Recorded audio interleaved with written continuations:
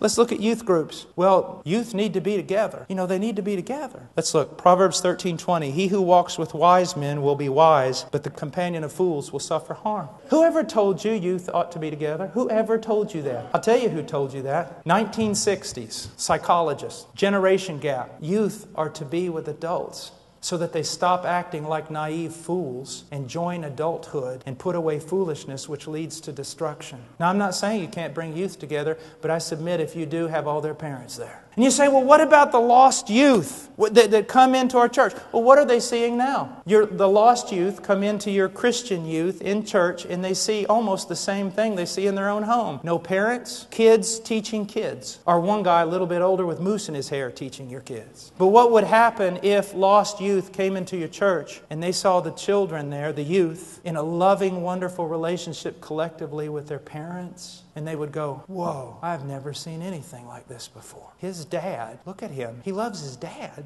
So is this Christianity? You see, my dear friend, let's say that I am no doctor, but a man comes up to me with a bleeding forehead and he says, Brother Paul, I've been everywhere. No one can diagnose my problem. And I said, well, I'm no doctor, but I'll follow you around for 24 hours. And I noticed that every time the hour strikes, if it strikes 1, he hits himself in the head with a brick 1 time. If it strikes 2, he hits himself in the head twice with a brick. If it strikes 12, he hits himself 12 times in the head with a brick. After observing this cautiously and carefully, taking notes for 24 hours, I come up to him and I say, you know, I think I have figured out your problem. I'm no doctor, but I think I figured out your problem. It is that pathetic among us, church. Why do our children do what they do? Why is everything? It's like one old dear saint, someone asked him one time, he wouldn't let his teenage son go out with a young lady to be in some private place. He said, don't you trust your son? He said, no, I don't trust my son. Whatever made you think that? I don't trust his dad. I wouldn't put his father alone with a woman that wasn't his wife. And yet I have much more to lose than a boy.